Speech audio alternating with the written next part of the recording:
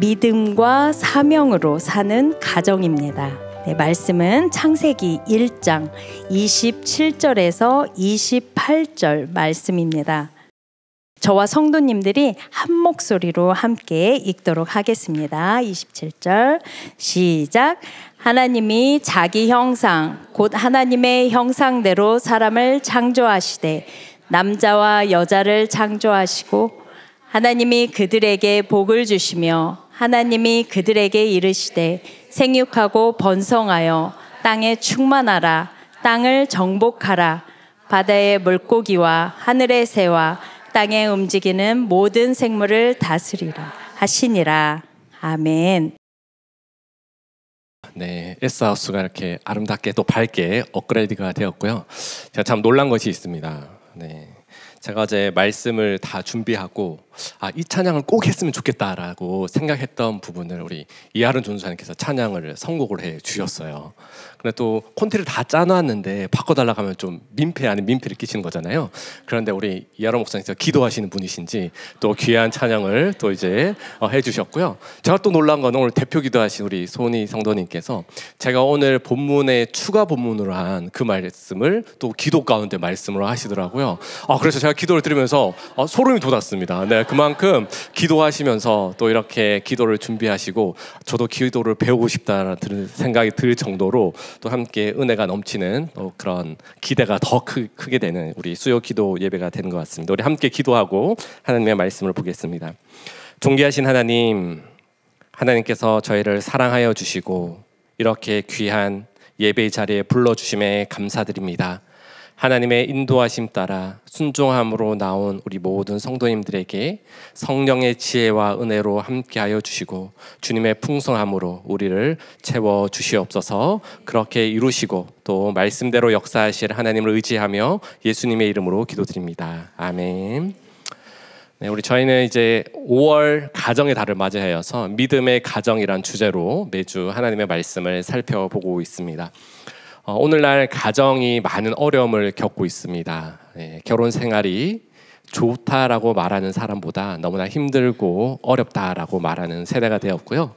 가정이 많이 해체되고 그 안에 많은 갈등이 있는 것을 우리는 뉴스를 통해서 또한 실제적으로 우리의 삶 가운데 이 결혼 생활, 이 가정을 지켜나가는 것이 쉽지 않구나라는 것들을 경험하고 있습니다. 여러분들은 여러분들의 결혼 생활, 여러분들의 가정에 10점 만점에 몇 점을 주시겠습니까? 네, 탄식과 함께 미소를 띠는 분이 계신데요. 네, 미묘합니다. 마음의 점수를 한번 매겨보시기 바랍니다. 10점 만점에 나는 몇 점인가? 네, 최근 통계조사를 제가 찾아봤습니다. 네, 우리 응답자 1000명을 대상으로 해서 한 설문지인데요. 결혼 생활 가운데 만족도는 10점 가운데 평균이 6.7점이었습니다. 네, 평균이 6.7점. 생각보다 높다라는 반응이에요. 네, 네. 그 가운데 68%가 6점 이상을 줬고요. 4점 이하의 낮은 평가도 11%나 되고 난 보통이다. 네, 그냥 보통으로 살고 있다라고 하는 부분이 21%였습니다. 그 가운데 결혼 생활에 만족하는 남성은 7.3점을 줬어요. 반면에 여성은 6.2점을 줬습니다. 남자들이 더 만족하면서 결혼 생활을 하고 있는 것 같고요. 네. 그리고 남자들이 78%가 만족한다라고 하고 있습니다. 네.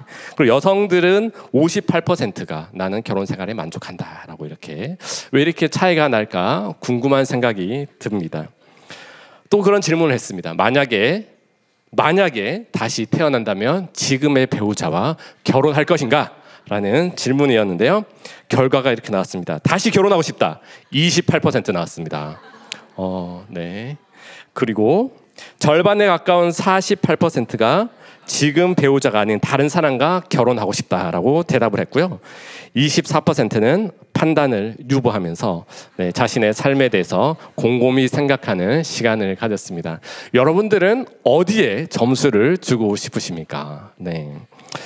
그만큼 결혼 생활이 또 쉽지 않다라는 의미이고, 그리고 20대, 30대 기혼자들은 배우자와 결혼하고 싶다는 응답이 높았지만 또 과반이 그 가운데 결혼 생활 만족도는 그래도 20대, 30대는 높았어요. 그러나 10년 이상의 기혼자들은 시간이 갈수록 결혼 생활에 힘들다. 그리고 젊으신 분들 아무래도 애들을 덜 키워봤으니까 그럴 수도 있는데요. 그만큼 쉽지 않다라고 말을 했습니다. 그리고 일반적으로 결혼한 사람이 결혼하지 않은 사람보다 행복할 것 같다라는 이 말에 39%는 동의를 했고 46%는 동의를 하지 않았습니다. 결혼하면 다 행복할 것 같다라는 그런 기준을 가지고 결혼을 했지만 정작 실제 삶에는 어떠한 것인지 좀 우리가 정말 쉽지 않다라는 것들을 알 수가 있습니다. 이거는 하나님을 모르는 그냥 일반 사람들이 한 통계인데요. 여러분들은 20대로 돌아간다면 다시 배우자와 결혼하겠습니다라고 생각하시는 분 손을 한번 마음으로만 들으세요. 마음으로. 마음으로만. 또 이제 주변 보시고 또 서로 마음이 불편할 수 있으니까. 그만큼 가정을 세워가는 게 쉽지 않습니다. 우리는 하나님께서 지금 현재의 가정을 선물로 주셨다라는 것을 고백하고 있고 또 하나님의 뜻으로 우리의 가정을 세워가기를 원하는 것이 또 우리의 어떤 믿음 가운데 나오는 어떤 그런 열심이고 또 하나님의 뜻입니다. 처음에는 신혼생활 하면 너무나 행복하고 좋다가 시간이 지나면서 남편이나 또 이제 다른 배우자의 연약함을 보면서 상처도 받기도 하고 마음의 아픔을 겪기도 합니다. 둘만 사는 것도 힘든데 자녀들이 태어나면서 또 우리가 신경 쓰고 또 돌봐야 할 것들이 많습니다.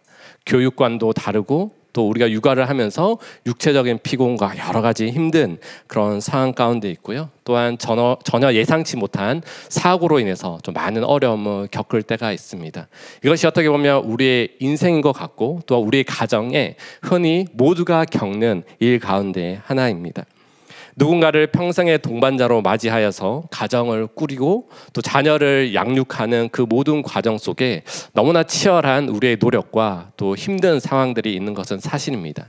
하지만 하나님은 이 가정을 통해서 분명히 원하시는 것이 있고 또 하나님의 꿈을 펼쳐가기 위해서 우리의 가정을 주셨고 우리의 자녀들을 주신 줄 믿습니다. 그렇기 때문에 오늘 말씀을 통해서 하나님께서 처음으로 가정을 꾸리시면서 명령하셨던 그 하나님의 영적인 섭리를 살펴보면서 우리가 다시 한번 믿음과 사명의 가정으로 세워지고 그 가정을 통해서 나의 가정을 통해서 역사하실 하나님을 함께 기대하는 귀한 시간이 되었으면 좋겠습니다. 첫 번째로는요, 우리는 하나님의 형상대로 세워져 가는 가정이 되어야 됩니다. 하나님의 형상대로 세워져 가는 가정이 되어야 하는데요, 우리 27절 말씀을 한 목소리로 읽어보도록 하겠습니다. 하나님이 자기 형상 곧 하나님의 형상대로 사람을 창조하시되 남자와 여자를 창조하시고 하나님께서 온 세상을 창조하실 때 남자와 여자를 창조하였다라고 말합니다. 하나님의 창조 사역 가운데 가장 꽃은 바로 인간을 창조하신 것이고 사람을 창조하신 것입니다. 창조의 면류관은 사람입니다. 아무리 많은 동물이 있고 화려한 거 있고 높은 하늘과 바다가 있을지라도 그것을 다스리시고 또 그 명령을 순종하는 것은 결국 사람입니다. 그렇기 때문에 하나님은 사람을 통해서 놀라운 역사를 펼쳐가기를 원하시고 그 사람을 통해서 하나님의 섭리를 나타내기를 원하신다라는 것입니다.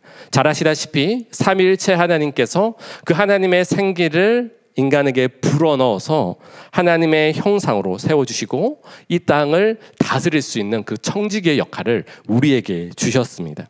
그렇기 때문에 인간은 다른 피조물과 전혀 다르고 존귀한 존재입니다.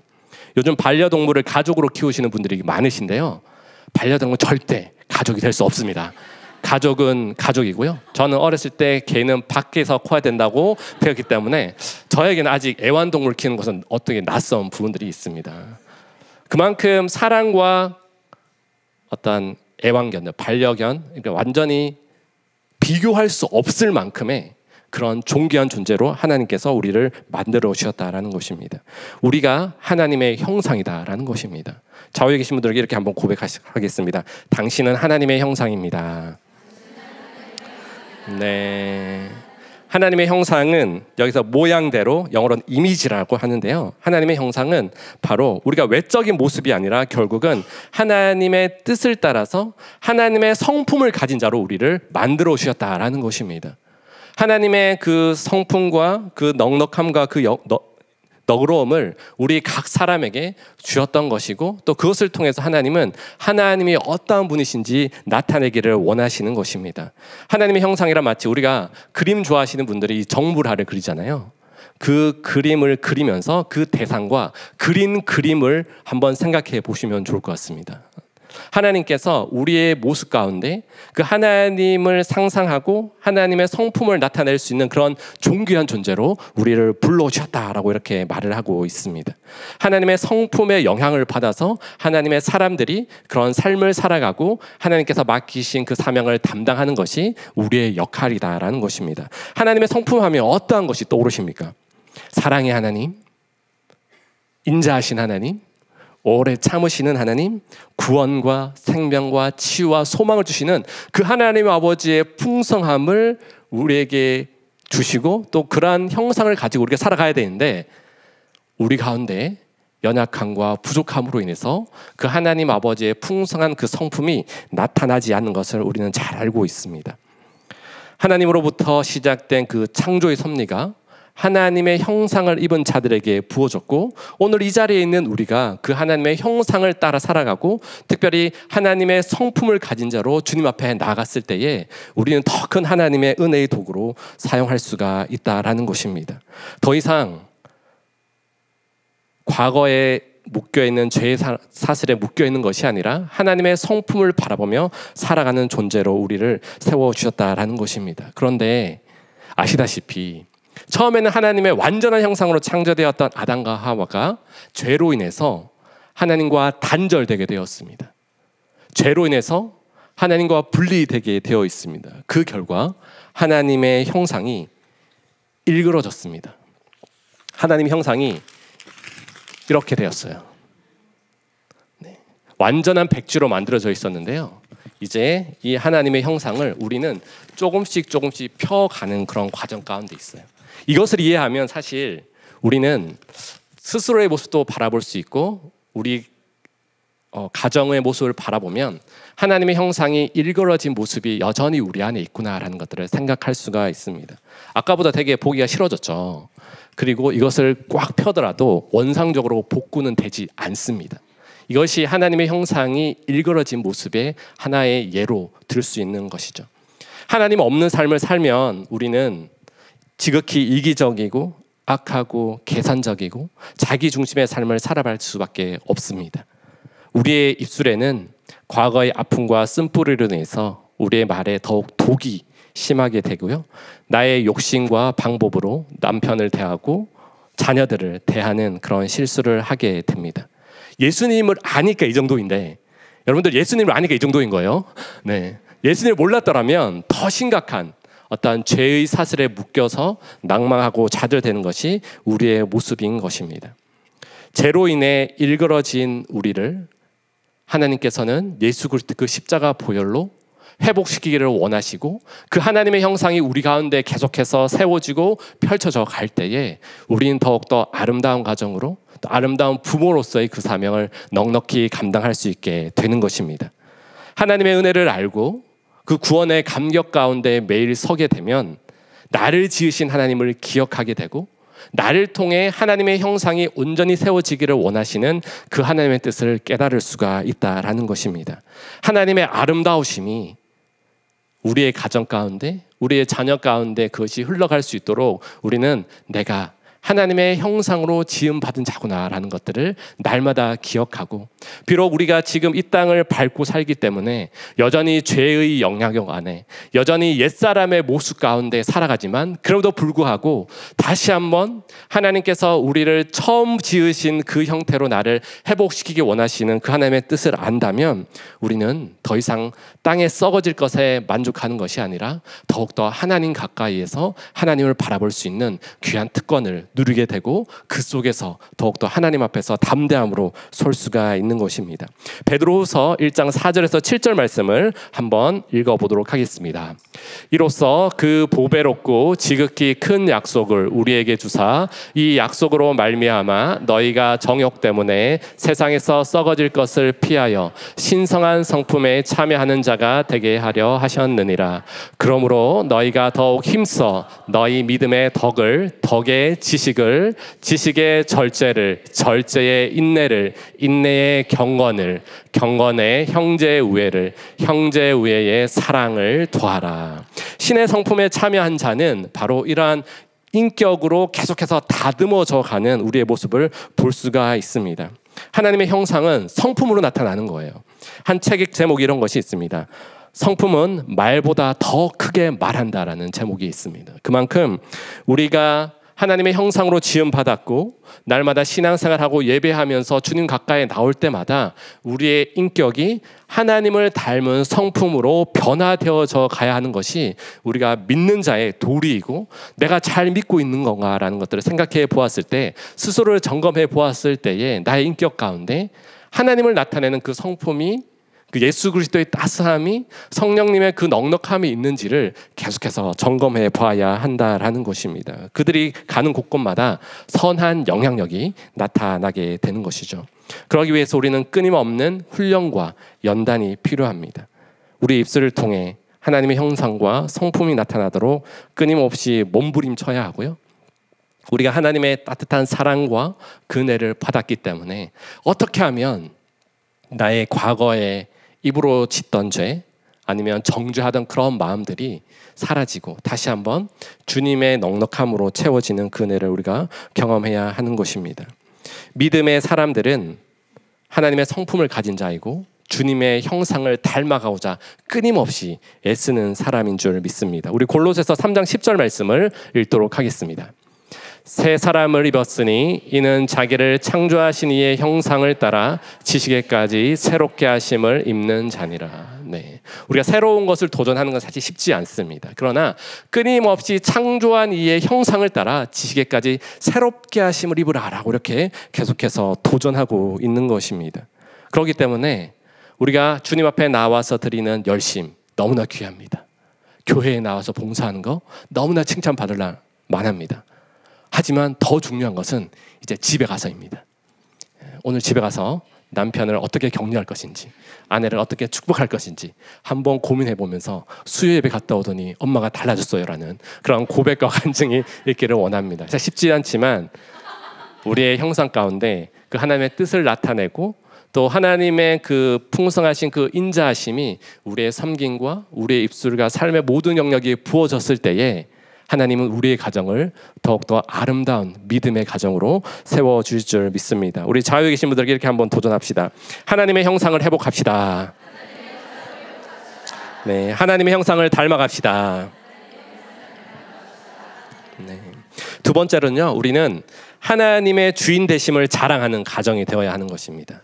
우리의 가정이 하나님께 속해 있고 하나님의 주인 되심을 자랑해야 하는 것입니다. 우리 27절과 28절 상반절 말씀만 읽도록 하겠습니다. 하나님이 자기 형상 곧 하나님의 형상대로 사람을 창조하시되 남자와 여자를 창조하시고 하나님이 그들에게 복을 주시며, 하나님은 우리에게 가정을 주시고 그 가정을 하나님의 은혜의 통로로 쓰임받기를 원하십니다. 생각보다 하나님은 우리의 가정에 관심이 많으세요. 여러분들의 가정을 통해서 하나님의 뜻이 펼쳐지기를 원하고 계신데, 그것을 기억하고 거룩한 부담감을 가지면서 우리 가정의 주인이 하나님이구나라는 것들을 기억해야 하는 것입니다. 가정의 주인이 어떤 남편이 아니고 어떤 아내거나 엄마가 아닙니다. 요즘은 엄마의 영향력들이 크기 때문에 주인이 되어가는 그런 역할들을 보게 되는데요. 하나님은 직접 가정을 창조하셨습니다. 하나님이 직접 만드신 공동체가 두 개 있는데요. 하나는 가정이고 하나는 교회입니다. 하나님께서 가정을 통해서 하나님의 뜻을 펼쳐가기를 원하시고 그 가정을 통해서 하나님의 선하심이 계속해서 흘러가기를 원하신다라는 것입니다. 자기의 형상대로 창조하셨기 때문에 그 창조의 형상이 그 가정의 안에 계속해서 영향력을 미치기를 원하시는 것이 하나님이다라는 것입니다. 그렇기 때문에 우리가 결혼하고 가정을 꾸리는 것이 나의 선택이라고 착각할 수가 있습니다. 하지만 우리가 아시다시피 우리가 큰 그림을 봤을 때는 우리가 지금 처해 있는 이 환경이 하나님의 섭리 가운데 있는 것이고 그 하나님의 섭리를 통해서 지금도 우리가 원하듯 원하지 않든 하나님의 뜻을 펼쳐가고 있습니다. 어떠한 가정은 하나님의 아름다운 거룩함을 많은 사람들에게 알리고 있고요. 아직은 여전히 연약하고 부족해서 그 믿음이 있는 것조차도 말하기 주저주저하는 분들도 계십니다. 내 결혼은 실수였어. 서두에서 우리 통계를 봤지만 72%의 결혼에 대한 후회함을 동의하는 분은 여기는 없어야 됩니다. 네. 하나님은 그 가정을 통해서 또 하나님께서 주인 되어 주시겠다라고 그렇게 말씀하시고 하나님이 디자인하신 아담과 하와의 결혼을 통해서 서로를 향한 축복이 흘러왔고 또 그 축복을 통해서 하나님이 주인 되심을 계속해서 나타내기를 원하시는 것이 바로 하나님이십니다. 우리가 결혼 전에는 아주 달콤하고 좋은 그런 고백들을 받잖아요. 이게 아담처럼 내 뼈 중에 뼈요, 살 중에 살이다. 나름의 프로포즈를 다 받으셨을 거예요. 네. 못 받으신 분은 그게 또 상처가 되어가지고 마음에 불편함들이 있을 수 있는데 다 이제 연약한 존재들이기 때문에 이해를 해 주셔야 됩니다. 아름답고 사랑의 뜨거움이 있었을 때도 있지만 지금은 또 그것이 점점 사그라들고 또 지금 가정의 환경을 봤을 때에 여러 가지 불평도 있고 오히려 기대와 소망보다는 염려로 가득 차는 것이 이 땅을 밟고 사는 우리의 대부분의 가정의 모습이 되는 것 같습니다. 하지만 우리의 가정을 하나님께서 시작하셨고 하나님께서 지금도 통치하고 계시고 우리의 가정을 바라보고 계시다라는 이 영적 진리를 마음에 새긴다면 다시 한번 우리는 소망을 가질 수 있습니다. 하나님을 향한 기대를 가질 수가 있다라는 것입니다. 때론 어려운 관계들을 통해서 우리를 부단히 연단시키십니다. 믿지 않는 남편을 보면서 언제까지 이렇게 살 것인가? 네, 언제 교회에 올 수 있을까? 제가 공동체 신방을 가면 제일 많이 듣는 이야기가 우리 남편 어떻게 해 주십시오. 제가 남성 사역 담당하고 있는데요. 우리 남성 사역 한 번이라도 올 수 있도록 도와주십시오라고 그렇게 말을 합니다. 그만큼 영적인 갈급함이 있고 그 가정을 믿음으로 세워가고자 하는 그런 열정이 있는 것을 참으로 감사합니다. 때로는 비교가 될 때도 있죠. 옆에 집사님은 앞에 싱어도 하고 성가대도 하고 너무나 멋있고 좋겠다 라고 마음속에 생각할 때도 있습니다. 그러나 비교하지 마시고요. 하나님은 어떠한 분을 그 가정에 선교사로 보내셨습니다. 그 사명을 감당하는 자로 보내셨고요. 기도하는 자로 보내셨고 그곳에 하나님께서 포기하지 않으시고 하나님께서 주인 되어 주셔서 여러분들의 가정을 인도해 가시겠다라고 지금도 말씀하고 계신 분이 바로 우리 하나님이십니다. 하나님은 실수하지 않는 분인 줄 믿습니다. 우리의 인생 가운데 실수는 없어요. 우리는 실수할 수 있는데 하나님의 크신 그림 안에서는 우리가 처해 있는 모든 환경, 순간순간이 하나님의 뜻 안에 있는 것이고 그 하나님의 뜻을 순종하고 하나님의 주인 되심을 우리 가운데 초대하였을 때에 하나님은 그 믿음의 순종대로 역사하시고 그 말씀대로 새로운 놀라운 일들을 펼쳐가는 것들을 볼 수가 있습니다. 우리의 가정이 하나님의 주인 되심을 고백하고 믿음의 견고한 터로 세워지기 위해서 우리는 끊임없이 노력해야 합니다. 가만히 있으면 절대 안 됩니다. 물론 기도는 당연히 해야 되고요. 그만큼 이 믿음과 신앙은 실제적인 것입니다. 추상적인 것 같지만 되게 실제적인 것이에요. 우리의 가정이 하나님의 가정으로 하나님의 주인 되신 그 가정으로 변화시키기 위해서 부단한 노력이 우리 가운데 필요한 부분들이 있습니다. 에베소서 5장에 보면 부부를 향한 서로의 순종과 또 헌신을 이렇게 말씀하는데요. 사실 우리 여성 성도님이 안 좋아하는 말씀이에요. 에베소서 5장 22절, 23절 말씀을 읽도록 하겠습니다. 아내들이여 자기 남편에게 복종하기를 주께 하듯 하라. 이는 남편이 아내의 머리됨이 그리스도께서 교회의 머리됨과 같음이니 그가 바로 몸의 구주시리라. 참으로 힘들고 어렵습니다. 네. 왜 무조건 복종해야 하는지에 대한, 아내들에게만 사실 이것을 요청하는 것이 아니고요. 반대로 남편들에게는 더 큰 믿음을 요구합니다. 우리 에베소서 5장 25절 말씀을 함께 읽도록 하겠습니다. 남편들아, 아내 사랑하기를 그리스도께서 교회를 사랑하시고 그 교회를 위하여 자신을 주신 같이 하라. 남편들에게는 아내 사랑하기를 쉽게 말하면 죽기까지 사랑하라고 이렇게 말하는데요. 저도 이제 남편이기 때문에 제가 생각했을 때는 객관적으로 봤을 때 남자들이 잘해야 된다고 저는 생각합니다. 이 예수님께서 교회를 사랑하듯이 그렇게 아내를 사랑한다면 죽기까지 헌신하고 순종하고 그 하나님의 뜻 안에서 섬겼을 때에 거기에는 당연히 영적인 리더십이 생기는 것 같습니다. 그런 영적인 리더십이 생기기 위해서 저도 부단히 노력하고 있는 사람 가운데 한 사람입니다. 아내가 복종하고 남편들이 죽기까지 사랑함으로 헌신하면서 그 머리 대심에 대한 인정함을 우리가 누리고, 특별히 하나님께 은혜를 받고 하나님이 우리 가정의 주인 되심을 믿는 가정은 그 가정 가운데 영적인 질서가 있고요. 우리가 영적인 제사장을 남편을 세우라고 이렇게 말씀하신 이유 또한 하나님께서 그 사람을 통해서 하실 일이 있고 그 하나님 아버지의 그 풍성함을 계속해서 전해주시겠다라고 이렇게 하는 방법이 있습니다. 하나님의 주인 되심을 고백하고 인정하는 가정은 또 그 안에 하나님께서 베풀어 주실 은혜들을 기대하고 더욱더 연합과 하나됨으로 나아갈 수가 있는 것을 보게 됩니다. 요즘 결혼하는 세대를 보면 저는 조금 이해가 안 되는 것이 몇 가지가 있습니다. 첫 번째, 재정 관리는 따로 하더라고요. 저는 옛날 사람인지 몰라서 그런지 몰라도 저는 사실 좀 이해가 아직 안 됩니다. 네. 집도 차도 공동 명의로 하더라고요. 물론 세금적인 측면도 있겠지만 나중에 뭔가 잘못되었을 때, 헤어질 때 서로의 이익을 구하나라는 그런 생각도 해보게 됩니다.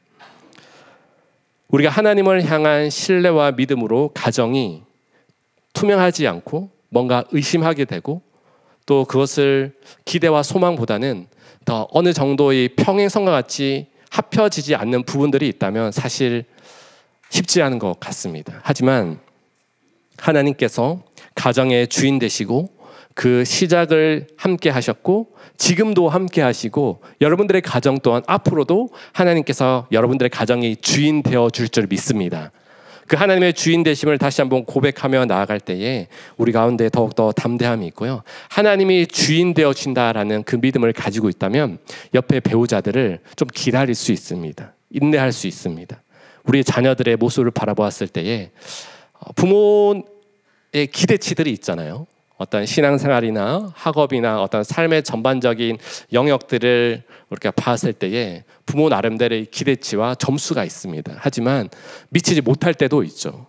그러나 하나님께서 우리 가정의 주인 되시고 우리 배우자의 주인 되시고 우리 아이들의 주인 되어주심을 다시 한번 믿고 또 그것을 고백하며 나아갈 때에는 조금 더 여유로운 마음으로 우리가 바라볼 수가 있는 것 같습니다. 오늘 저희 딸이 수학여행을 갔습니다. 네. 코로나 기간 동안 캠프를 못 가다가 이제 중3인데요. 수학여행을 가는데 얼마나 설레야 하는지 모르겠습니다. 네. 그런데 옷을 가져가는 것을 봤을 때, 신발을 내일 무엇을 신고 가는지 봤을 때 사실 마음에 들지 않습니다. 그런데 또 잔소리하면 또 마음이 상할까봐 그냥 저희 가족방에 잘 다녀오라고, 즐거운 추억 많이 만들고 오라고 기다리면서 새벽에 기도를 더 하게 되었습니다. 우리의 모습인 것 같아요. 네, 불평과 잔소리보다는 하나님, 우리 자녀의 주인 되어 주십시오. 하나님께서 가는 그곳곳마다 하나님께서 지키시고 보호하여 주시고 사단의 유혹으로부터 그것을 절제하는 마음 주시고 하나님께서 함께 해주셔서 그 하나님의 선하심을 나타낼 수 있는 귀한 자녀로 자라가고 이 수학여행이 참으로 아름다운 추억이 될 수 있도록 그렇게 기도를 하고 왔습니다. 그만큼 자녀를 키우는 건 쉽지 않죠. 네. 그런데 하나님이 주인 되신다는 것들을 생각하니까 오히려 더 자유해질 수 있고 또 기대와 소망으로 나아갈 수가 있는 것입니다. 하나님이 우리의 가정의 주인 되시기에 하나님은 또한 우리에게 복을 주시는 분입니다. 하나님께서 우리에게 복을 주신다고 말하잖아요. 여러분들 어떤 복을 받고 싶습니까? 자, 마음에 한번 생각해 보십시오. 하나님이 주실 수 있습니다. 각자 가정의 형편이 다 다르잖아요. 건강에 고통이 있다면 우리 부모님 오랫동안 암투병 중에 계신 하나님 치유하여 주십시오. 물질의 어떤 힘듦과 또 근심과 염려로 있다면 하나님 채워주십시오. 로또 당첨되게 해주십시오. 이건 아닌 것 같아요. 네, 하나님 방법이 아닌 것 같아요. 네, 물론 주실 수 있는데 그만큼 관계에 어려움이 있다면 이 부분들 하나님 채워주십시오. 하나님은 우리의 복 주심을 통해서 하나님의 주인 되심을 선포하고 계십니다. 하나님께서 우리에게 복을 주시고 또 우리가 여기 있는 그 자체가 저는 제일 큰 복인 줄 믿습니다. 예수 그리스도를 통해 우리에게 산 소망이 생겼고 다시 한번 우리가 예배 자리에 나와서 우리 조은영 목사님께서 말씀하셨듯이 날씨 이렇게 좋고 쇼핑 가고 싶고 요즘 뭐 카페는 예쁜 데가 왜 이렇게 많은지, 네, SNS가 왜 이렇게 잘 되어 있는지 가고 싶은 곳이 많지만 하나님께서 나에게 복 주심을 기억하고 나의 가정의 주인 되신 그 하나님을 기억하고 이 자리에 나와서 예배하고 우리의 가정을 주님께 올려드리는 그 자체가 가장 존귀한 복인 줄 믿습니다. 그런 하나님께 감사하는 자에게 하나님은 필요에 따라 모든 것을 부어주시는 분이고 그 복을 통해서 여러분들의 사역을 감당하고 여러분들의 가정을 이끌어 주시는 분이 하나님이신 줄 믿습니다. 우리는 하나님의 주인 되심을 고백하며 살아가는 믿음의 가정이에요. 물질로 사는 가정이 아닙니다. 세상의 가치와 명예로 살아가는 가정도 아니에요. 믿음으로 살아가는 가정입니다. 한 찬양 사역자 목사님의 간증을 제가 우연히 들을 수 있는 기회가 있었는데요.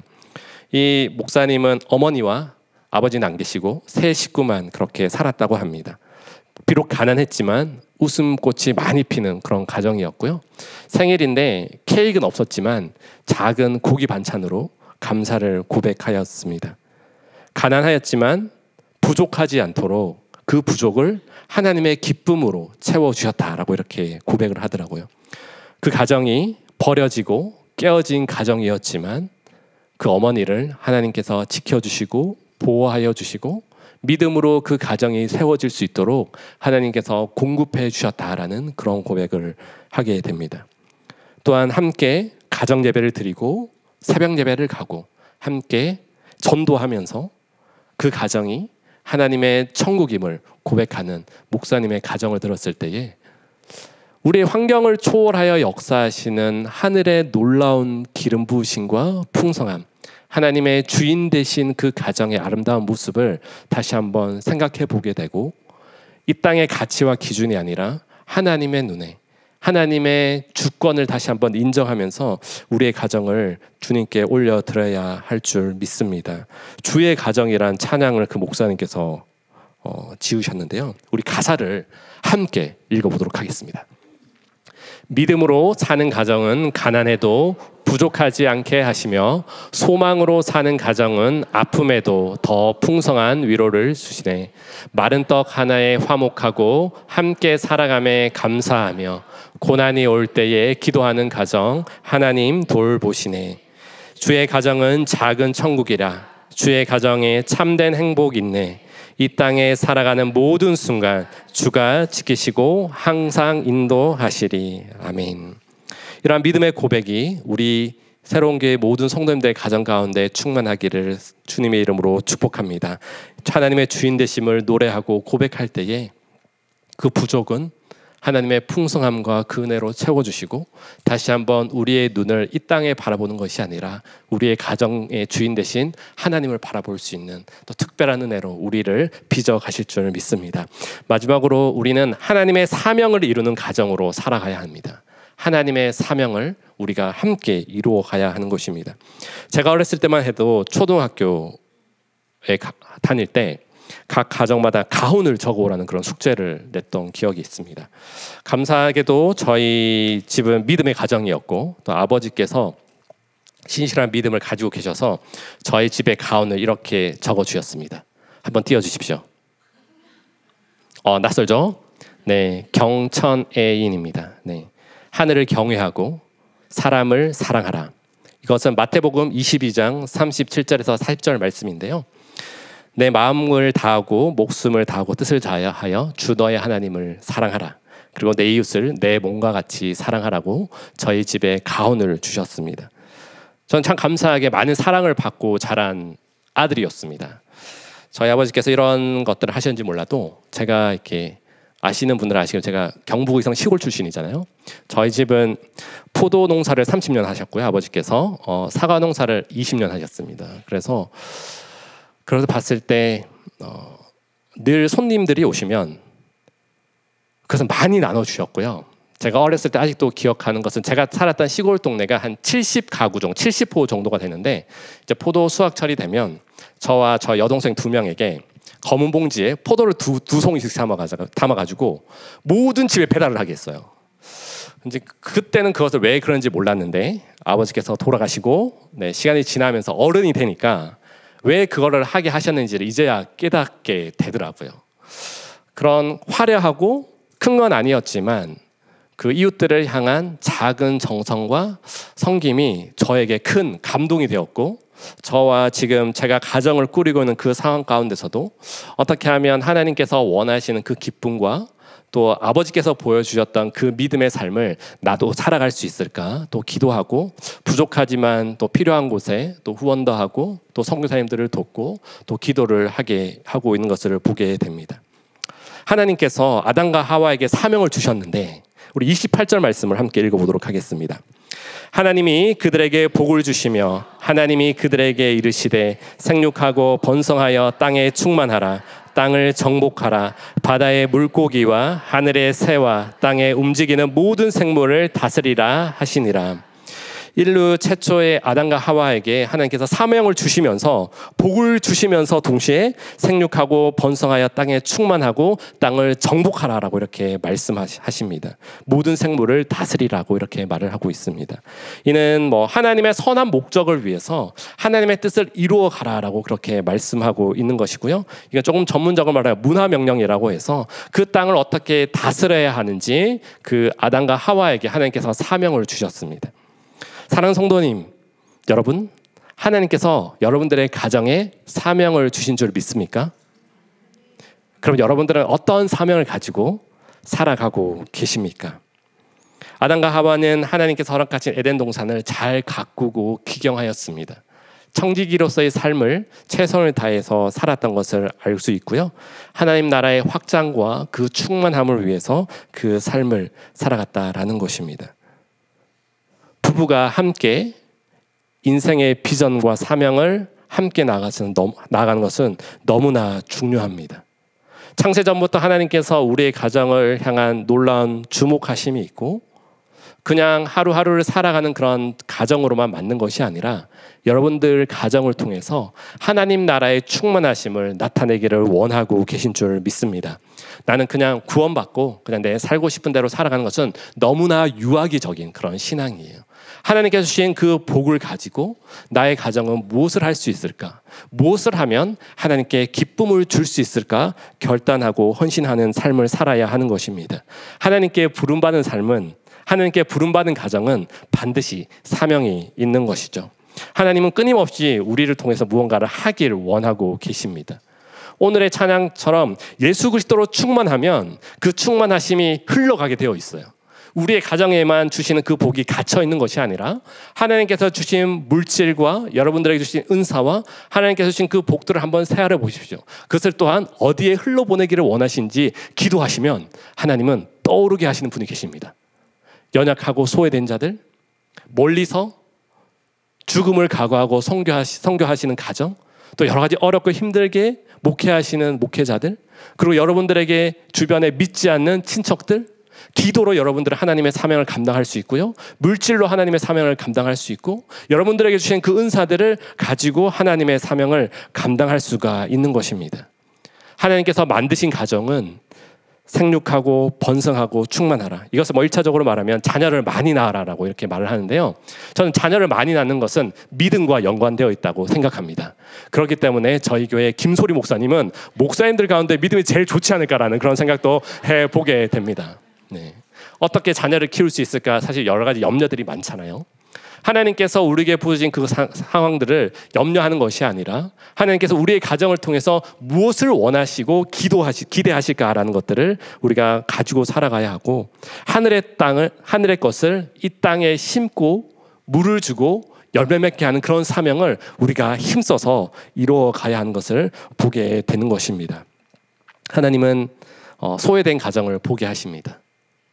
뜬금없이 선교사님들의 기도 제목을 받기도 하십니다. 저는 이런 데는 하나님의 메시지가 있는 것 같아요. 그렇기 때문에 그것을 물론 부모 세대가 그것을 1차적으로 해야 되지만 자녀 세대에게도 그것을 가르쳐야 한다고 저는 믿습니다. 선교 어디 나라에 가서 하는 거 너무 좋죠. 지금부터 한 가정을 품고, 한 선교사님 가정을 품고 한번 기도해 보십시오. 자녀들과 함께 기도해 보십시오. 기도를 시작해서 필요하면 자녀들의 용돈 또한 작은 금액이지만 그것을 그분들에게 후원해 보십시오. 하나님께서 그 여러분들의 자녀의 인생을 저는 책임져 주실 줄 믿습니다. 그 아이들의 믿음과 생각과 삶의 지경이 하나님 나라로 풍성해지는 것들을 여러분들이 경험할 수가 있는 것입니다.